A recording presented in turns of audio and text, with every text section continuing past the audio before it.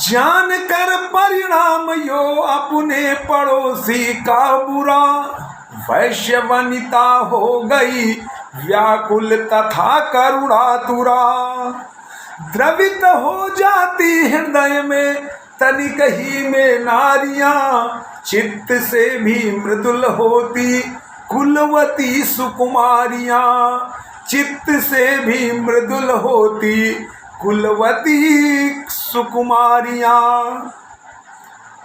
यह कि वास्तव में महिला कोमलांगी नहीं होती, वह चित्त से भी हृदय से भी बड़ी कोमल होती है, बड़ी दयालु होती है। किसी की व्यथा सुनते ही उसमें उसके अंदर करुणा भर जाती है, ममता भर जाती है, भाव भर जाता है, विचार आ जाता है। कितनी भी कठोर हृदय महिला हो, कुछ न कुछ उसमें करुणा होती ही है। महिला को ही कोमलांगी कहा गया है और उसी में ममता होती है। वह ममता उस सेठ की सेठानी में आ जाती है कि जिसका पति बड़ा रईस ज़्यादा होता है और उसका पड़ोसी जो सुयोग है अत्यंत ही निर्धन होते हुए भी संपन्नता का जीवन जीता है, इस तौर पर कि वह 100 रुपया भी कमा रहा है शाम तक तो 100 का 100 खर्चा करके शानदार जीवन जीता है। कभी पनीर खाता है तो कभी मुर्गा बनवाता है तो कभी मछली बनवाता है तो कभी फल लाता है। पहनावा ओढ़ावा खान पान रहन सहन हर चीज़ एकदम शानदार, शानो शौकत वाला। यही देखकर वह सेठानी थोड़ा सा अनमने मन से रहती है, समझ नहीं पा रही थी कि यह हमारे बगल जो शिल्पकार है वह कैसे इतना संपन्न और सुखी हैं। जब सेठ जी ने ये बातें बताई कि नहीं, ये रोज खर्चा करता चला जा रहा है और अपने बुढ़ापे के लिए कुछ संचय नहीं कर पा रहा है, यह इसको बाद में भोगना होगा। जब वह महिला इतना सेठानी इतनी बात सुनती है तो उसका मन करुणा से भरता है और करुणा से भरने के बाद वह उसके उस विचार को बदलने का एक पूरा उपाय करवाने की कोशिश करती हैं और अपने सेठ से आग्रह करती हैं कि वचन फिर कहने लगी वह इस तरह निज नाथ से, कर रहा निश्चय हित यह आप अपने हाथ से। सोचनीय भविष्य का इसको न कुछ भी ध्यान है, सत्य ही होता नहीं केवल गुणी में ज्ञान है। याद कर इसकी दशा होता मुझे है दुख बड़ा, कीजिए कुछ यत्न जो यह मोह में न रहे पड़ा।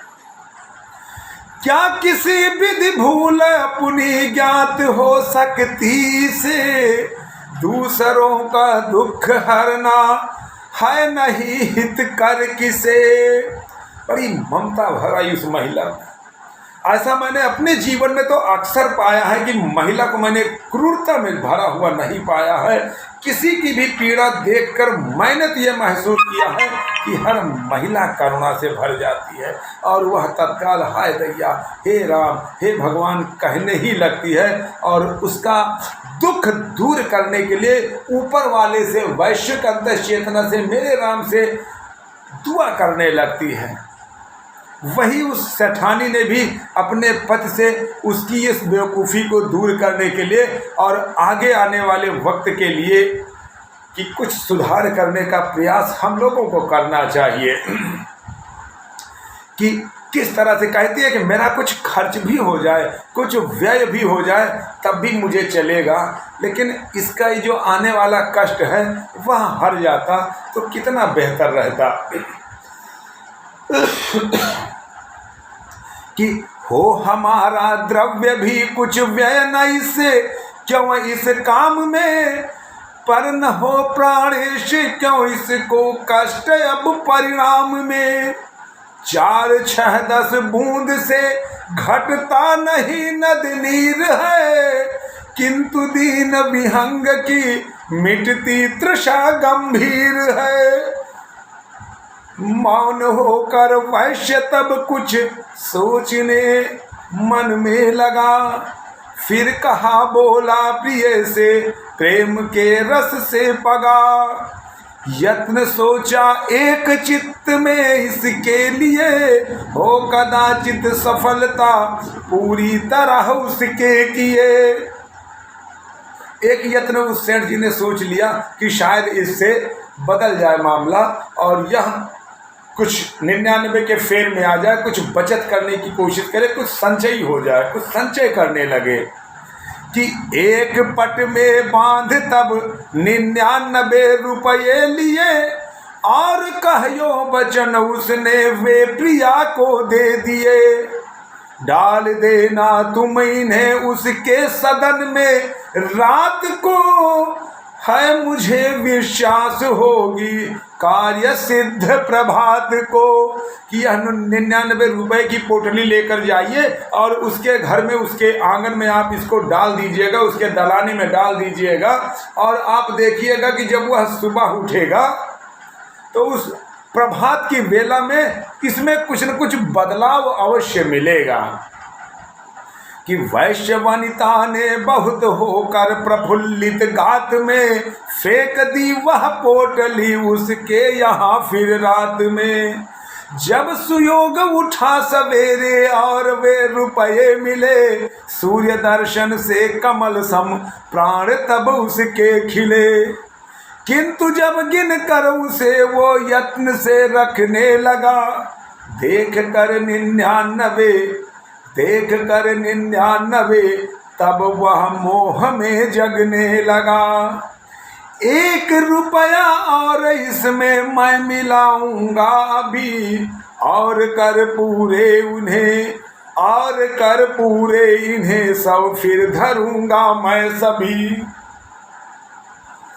सफलता मिल गई उस सेठ जी को कि यह भी 99 के फेर में आ गया, और यही तो उस सेठानी की, हमारी धर्मपत्नी की चाहत थी।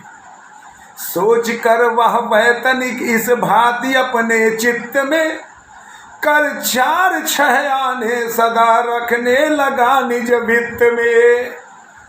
और जब सब हो गए तब और भी इच्छा बढ़ी, मिट गई वह भ्रांति जो थी शीश पर पहले चढ़ी।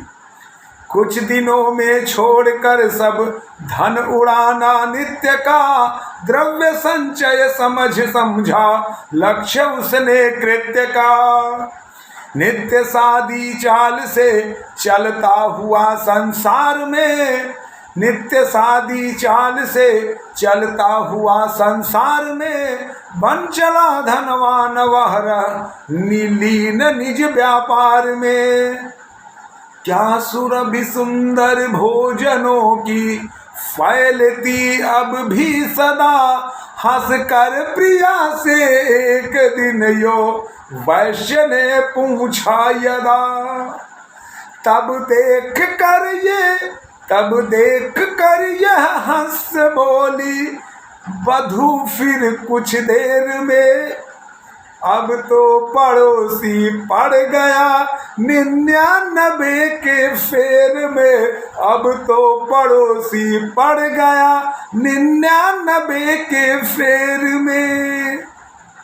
हाँ, आपसे गुजारिश है कि आपने इस नववाचक का चैनल सब्सक्राइब नहीं किया है तो चैनल को सब्सक्राइब करिएगा और बेल आइकन की बटन को दबाइएगा। आपका सबका परम साधुवाद।